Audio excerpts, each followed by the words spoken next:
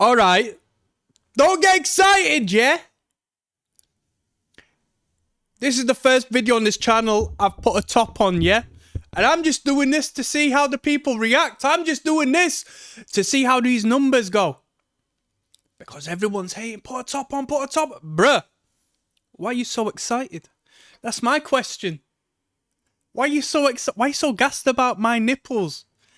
If it garners the attention, I'll continue getting my nipples out, yeah? And you need to question yourself why it annoys you so much, yeah? Is that some projection? Let me put you on game, yeah? I've had one can. That's where this excitement stems from. Red Bull.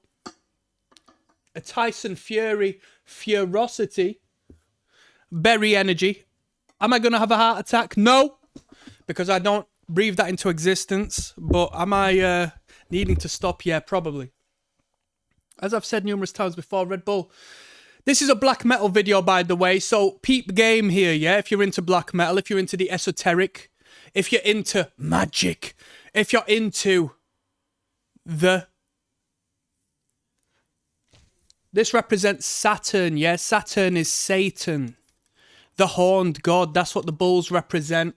The sun doesn't represent our sun as we know it, but back in Egyptian times and so forth, Sumeria and whatnot, if you look at how the sun is depicted, it's depicted in a manner which doesn't represent our sun, even though it looks as such. It's actually the dark sun, it's Saturn. Chronos, time. Everything as far as the Abrahamic religions has a degree of Saturn worship, which is wild, right? The Kaaba is a black cube.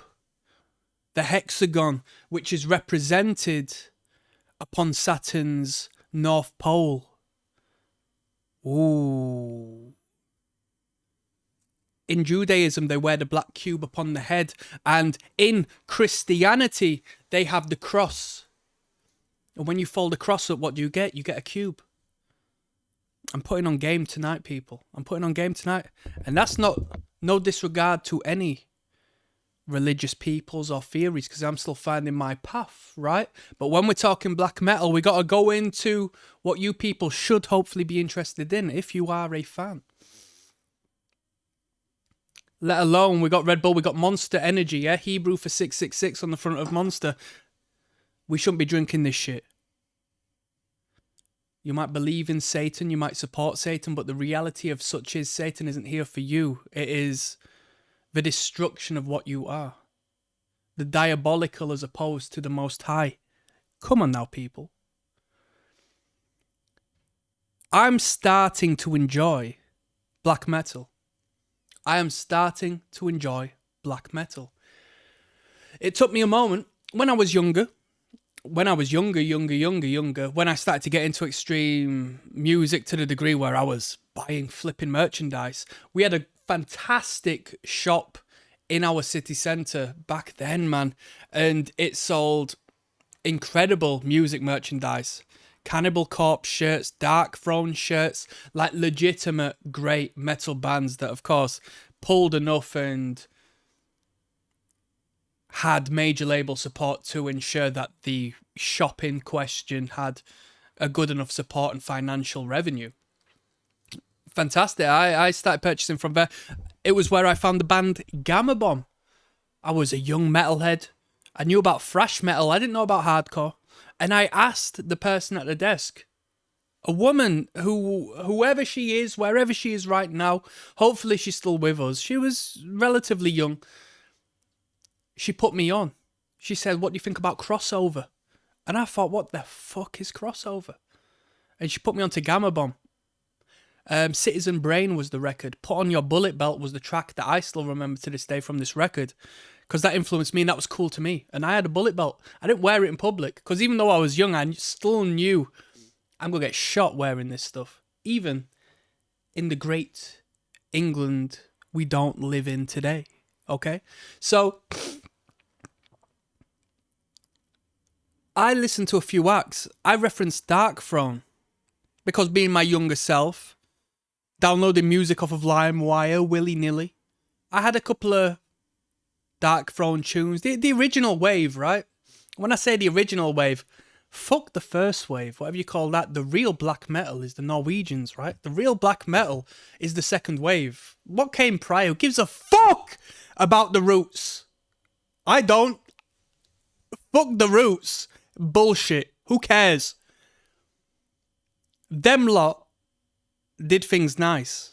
Mayhem, Burzum, and so on and so forth. I'm not educated enough to say anything more, but I'm educated enough to say that is black metal, right? And if you're going to hate, then hate. I had a Darkthrone shirt. It was black on black. Elevated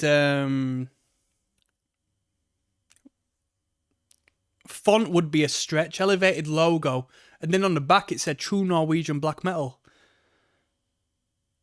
It was hard. Black on black. Felt print on black long sleeve. I'd still wear it on this day. You know. If they're still printing them, put some respect on that. So I was so far aware. You know, I'd seen the Immortal music videos. I grasped the idea of the grimness and the cult and so forth. And then time went by. I started listening to hardcore music, started listening to punk music, started to listen to other music. Like, I'll be real, I held myself in there. But I'll go forth and say what I was going to say. I hate death metal.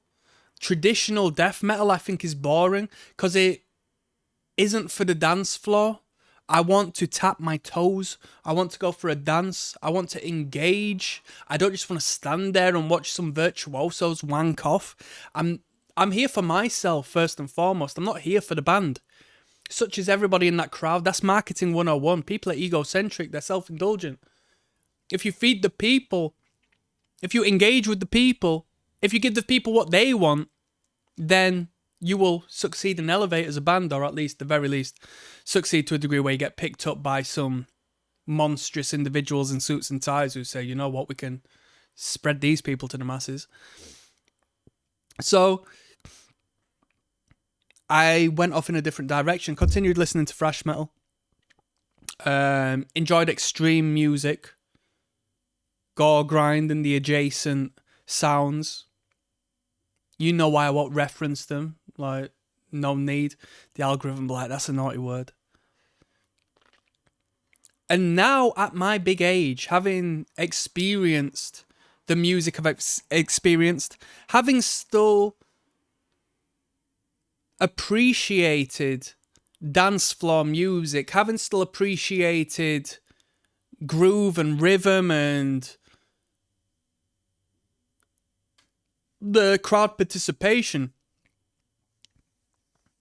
I'm starting to either regress into a worm-like old-aged self, or I'm starting to progress into a higher self. As I've started to listen to a little bit of black metal again, I've just quite simply put on a few playlists on the old Spotify, right? Which my phone provider isn't giving me for free no more, or at least involving in the bundle, so I'm quite disgusted by that, in all honesty. And the idea of being fed these frequencies that might be outside of my conscious awareness via this app, via this technology and so forth, I find that a bit unsettling as well. You know, as opposed to listening to a band in an organic setting. Maybe that's where I'm going to go in due time, in the years to come. Maybe I will simply only hear music if it's live.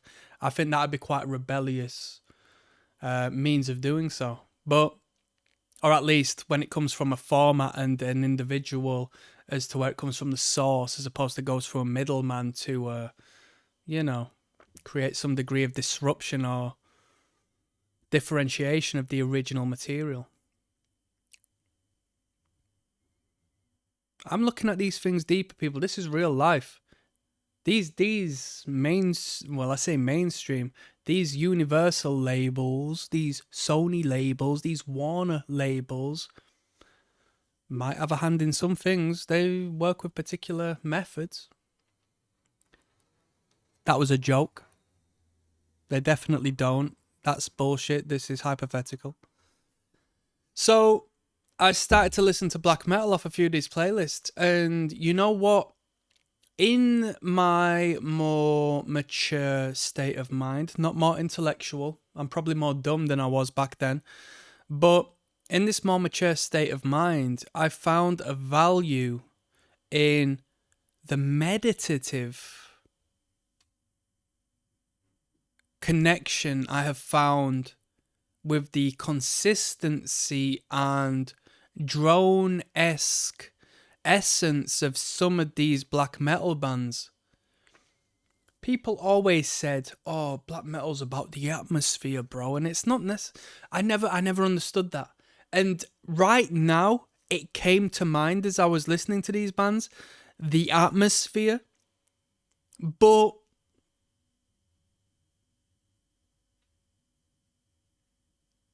I still couldn't say it was the atmosphere. I don't think it provoked an atmosphere unless I am perceiving it incorrectly. I felt it was creating a space of continuity as far as the audio is concerned. We had a single line riff, just blasts. And as far as I'm concerned, I know like these black metal bands have a bit of a meme with the lo-fi and the bad production and so forth. In my personal opinion, if them drums come off as crisp, if they are produced to a degree where the sound of the drumming is crisp and you've got a good drummer and it's consistent drumming, I think that far surpasses the value of having a shit sound, in my opinion. So I'm just listening to these bands and I come across a couple of acts. You know, there's some shit, as you'll find anywhere, but the bands that are coming out, like, I'm not going to name no names because, first and foremost, I don't know their political affiliations, right? Affiliations, and I don't want to start shooting myself right now. But 8-minute songs, 9-minute songs, where the introduction is 2 minutes of.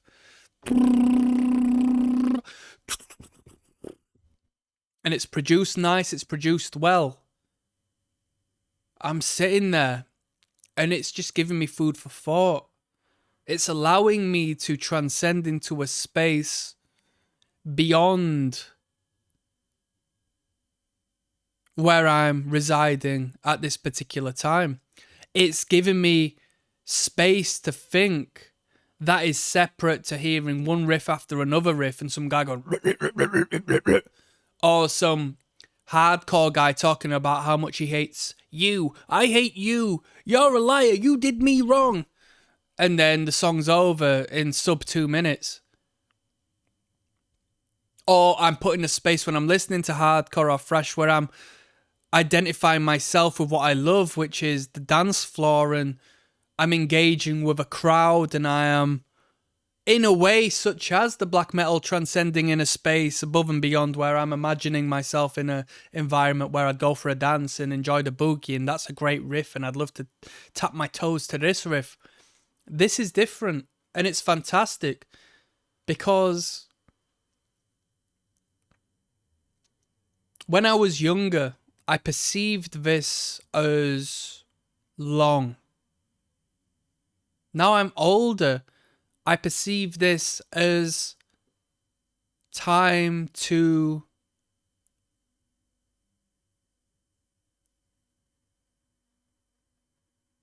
experience.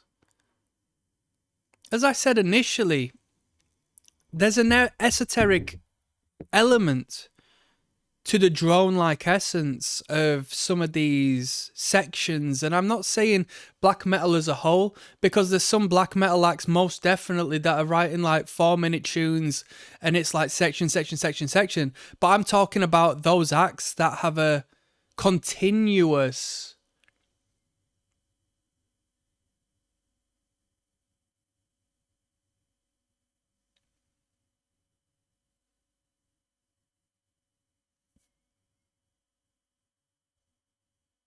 linear consistency, but is of such intensity that it elevates the audio experience, that you can't help adjust your mindset up above to engage with this intensity. And it's not outright noise like you'll find in some acts where it's just like noisy and you're like, I know I'm a fan of extreme music, but this is just fucking shit. Like, this is just, you're just making a lot of noise and I can't be arsed with this. I find no value in this. There is an element of harmony. There is an element of consistency, like the beats are on time. There is a relative value that I appreciate mathematically within the music through my life experience, and it is aligning with such, and I can just engage on this level and think. And this is crazy. This video to me is crazy, the idea that I'm actually talking about this, but my past experience listening to a few acts where it's given me this food for thought, and these bands might not have produced this music in consideration of anything like this, but I thought it was worthwhile I hop on camera and talk about this because it's metal adjacent, and we talk about that on this channel, extreme music, and it was striking to me, you know? What more needs to be said? I'm going to sign out on that one, alright? So I'll see you next time. Peace.